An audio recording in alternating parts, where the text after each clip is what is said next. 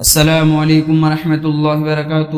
محترم سامعین اور دینی بھائیوں، ہم سواگت کرتے ہیں ہمارے چینل مولانا تمیم آفیشیل یوٹیوب چینل پر۔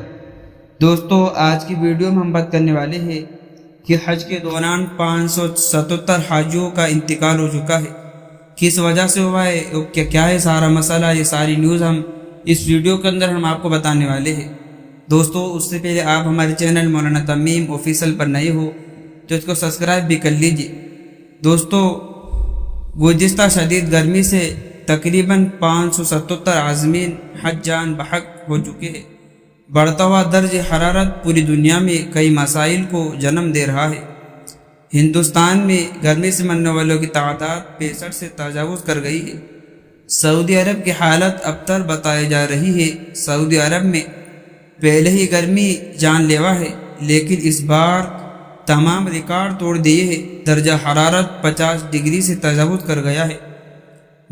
منگل کو سعودی حکومت نے بتایا کہ شدید گرمی کی وجہ سے تقریباً 577 عازمین حج جان بحق ہو چکے ہیں۔ یہ ہونے والوں میں زیادہ تر تعداد مصر سے تعلق رکھنے والے 323 عازمین شامل ہیں۔ حکام کو بتایا کہ جان بحق ہونے والوں میں سے ایک مصری بھیڑ نے ٹکرانے کے بعد زخموں کی تاب نہ لاتے ہوئے جاں بحق ہو گئے۔ بقیہ اموات کی وجہ سے گرمی بتائی گئی ہے۔ جب حق ہونے والے عازمین حج میں کئی ممالک کے شہری بھی شامل ہیں۔ سامان کے حکام نے بتایا کہ اردو سے تعلق رکھنے والے تقریباً 60 عازمین حج فوت ہو چکے ہیں۔